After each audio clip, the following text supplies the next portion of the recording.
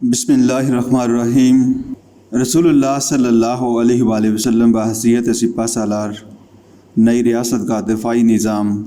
سامعین، ایک سپہ سالار کے لیے مشکل مرحلہ یا آزمائش کی گھڑی وہ ہوتی ہے جب اسے قیادت جیش کے ساتھ ساتھ تدبیر و تنظیم کا بھی کام کرنا پڑے۔ سیاست اور انتظام کے باعث اگر دفاعی تیاریاں اور دشمن قوتوں سے بچاؤ کا کام پس منظر میں چلا جائے تو یہ ایک اچھے سپہ سالار کی علامت نہیں ہوگی، کیونکہ سپہ سالار کا بنیادی کام دفاع اور جنگی تیاری ہوتا ہے۔ اس اصول کو سامنے رکھتے ہوئے رسول اللہ صلی اللہ علیہ وآلہ وسلم بحیثیت سپہ سالار انتہائی کامیاب نظر آئے۔ یثرب کی بستی جو آگے چل کر مدینہ نبی صلی اللہ علیہ وآلہ وسلم اور مدینہ منورہ کہلانے والی تھی، رسول اکرم صلی اللہ علیہ وآلہ وسلم نے جب اسلامی ریاست کی بنیاد رکھی تو اس نوزائیدہ ریاست کی راہ میں 5 بڑی رکاوٹیں تھیں۔ نمبر 1، جس قوم اور جس خطے میں آپ اس اسلامی ریاست کی بنیاد رکھ رہے تھے وہ ریاست و حکومت کے نام سے بھی آگاہ نہ تھی، بلکہ وہاں کے باشندے نہ ریاست کے قائل تھے نہ کسی حکومت و تنظیم کو پسند کرتے تھے۔ نمبر 2، یثرب کی آبادیوں کے لوگ باہم دشمن بلکہ ایک دوسرے کے خون کے پیاسے، ایک طرف اوس اور خزرج کی ماروثی عداوت تھی، دوسری جانب یہودی عربوں کے بدترین اور ازلی دشمن تھے۔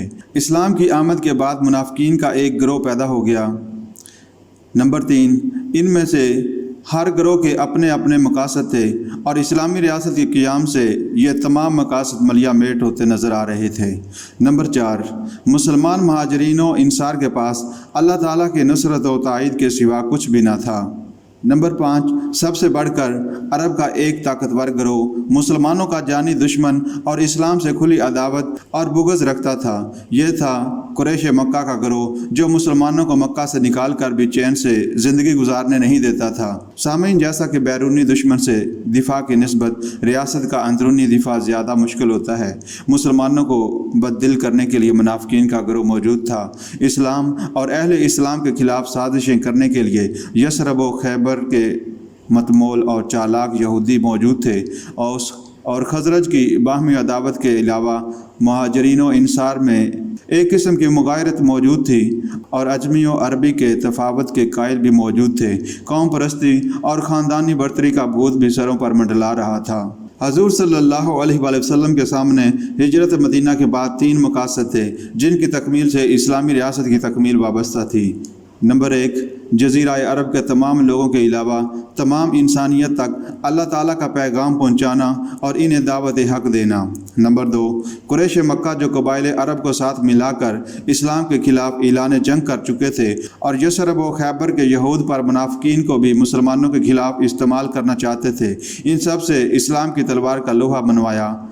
نمبر 3، مدینہ کی نوزائیدہ اسلامی ریاست اور مختصر سی نفری والے معاشرے کا اندرونی اور بیرونی خطرات سے دفاع کرنا۔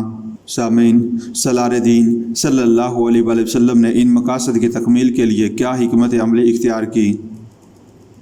نمبر 1، مواقعات مدینہ۔ داخلی امن کے استحکام کے لیے آپ صلی اللہ علیہ وآلہ وسلم نے دین حق کے اس رشتے کو بنیاد بنایا جس کا تعلق دل کی گہرائیوں اور ضمیر کی قوتوں سے ہے۔ انما المؤمنون اخوات، اہل ایمان تو آپس میں بھائی بھائی ہیں کی بنیاد پر آپ صلی اللہ علیہ وآلہ وسلم نے اسلامی اخوت کی غیر فانی اور سربلند عمارت کھڑی کی جس نے رنگ و نسل کے بت روند ڈالے اور قوم پرستی اور خاندانی برتری کی تفریق مٹا دی۔ اسلامی اخوت کی لڑی میں ایک مرتبہ پہلے مکہ معظمہ میں اہل ایمان کو آپ صلی اللہ علیہ وآلہ وسلم پرو چکے تھے۔ بلال حبشی افریقی اور صہیب رومی یورپی کو ایشیائی فاروق و صدیق رضی اللہ تعالی عنہ کو باہم بھائی بھائی قرار دے چکے تھے۔ مدینہ میں پہنچ کر آپ صلی اللہ علیہ وآلہ وسلم نے اس رشتے کو مزید وسعت و تقویت کا رنگ دیا۔ ایک انصاری اور ایک مہاجر کا ہاتھ پکڑ کر دونوں کو آپ صلی اللہ علیہ وآلہ وسلم بھائی بھائی بناتے چلے گئے۔ یوں مواقعات مدینہ کا عمل تکمیل کو پہنچا جس نے ہر نسل، ہر رنگ اور ہر خطے کو بھائی بھائی بنا دیا۔ آج بھی کسی خطے میں مسلمانوں پر آفت ٹوٹتی ہے تو دوسرے خطے کے مسلمان تڑپ اٹھتے ہیں۔ یہ اسی مواقعات مدینہ کا اعجاز ہے جو رحمت للعالمین صلی اللہ علیہ وآلہ وسلم کے دست شفقت و رحمت سے تکمیل پذیر ہوئی۔ نمبر 2 میثاق مدینہ۔ رسول اللہ صلی اللہ علیہ وآلہ وسلم اللہ تعالیٰ کے فضل و کرم سے اس حقیقت سے پوری طرح آگاہ تھے کہ مواخات سے اہل ایمان کی معاشرتی اکائی کو وحدت کی لڑی میں پرو دینے سے جو قوت وجود میں آئی ہے اسے داخلی امن سے ہی قائم و دائم رکھا جا سکتا ہے۔ آپ صلی اللہ علیہ وآلہ وسلم نے محسوس کیا کہ اہل اسلام یہود اور منافقین پر مشتمل ایک وسیع تر معاشرے کے قیام کے لیے اور تمام گروہوں کے اطمینان اور تسلی کے لیے ایک آئینی ڈھانچے کی ضرورت ہے جس میں ہر گروہ کے حقوق اور فرائض کی ادائیگی کا سب کو پابند کیا جائے۔ اس طرح وہ عظیم دستاویز وجود میں آئی جسے میثاق مدینہ کا نام دیا گیا اور جسے بجا طور پر روح زمین پر مرتب ہونے والا سب سے پہلا تحریری دستور کہا گیا۔ میثاق مدینہ کے عظیم تاریخی دستور سے دنیا دھنگ رہ گئی اور اہل اسلام کے لیے ایک قابل فخر سرمایہ اور دستاویز مہیا ہو گئی۔ قریش مکہ معظمہ کو بھی اس معاہدے سے مایوسی اور پریشانی ہوئی۔ منافقین بھی ہونٹ کاٹتے رہ گئے اور یہودی بھی حیرت کے ساتھ بے بسی میں دیکھتے رہ گئے۔ میثاق مدینہ کی تکمیل سے 5 اہم مقاصد حاصل ہوئے۔ اسلامی ریاست نے ایک حقیقت کا روپ دھار لیا اور آئین کے نفاذ سے رسول اللہ صلی اللہ علیہ وآلہ وسلم کو پورے خطہ یثرب کی سربراہی سونپ دی گئی۔ نمبر 2 یہود منافقین نے اسلامی ریاست کا شہری ہونا قبول کر لیا۔ اب کسی کے لیے غداری یا بغاوت قابل سزا جرم قرار پائی گئی۔ نمبر 3 قریش مکہ معظمہ کو اس سے سخت مایوسی اور بے انتہائی پریشانی ہوئی۔ اسلامی ریاست کے قیام سے انہیں اپنا انجام نظر آنے لگا۔ نمبر 4 جزیرہ عرب کے بیشتر لوگ غیر جانبدار ہو گئے اور وہ قریش اور مسلمانوں میں سے کسی ایک کی شکست و ریخت کا انتظار کرنے لگے۔ قریش مکہ معظمہ کے لیے اب کسی کو یہ باور کرانا مشکل ہو گیا کہ مسلمان محض چند بگوڑے ہیں، بلکہ اب تو وہ ایک آزاد و مستقل ریاست کے شہری بن چکے تھے۔ فوجی قوت و برتری کا مظاہرہ۔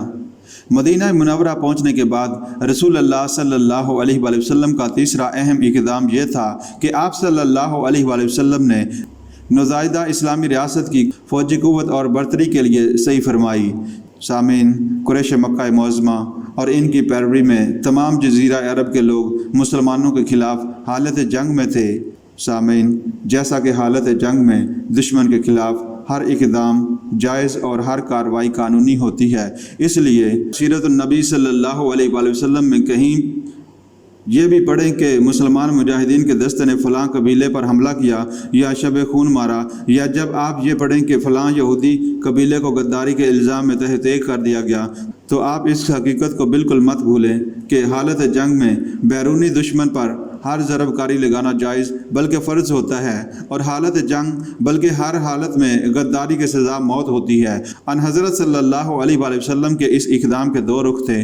ایک طرف آپ صلی اللہ علیہ وآلہ وسلم قریش مکہ معظمہ کی تجارت کی راہیں مسدود کر کے ان کا دماغ درست کرنا چاہتے تھے۔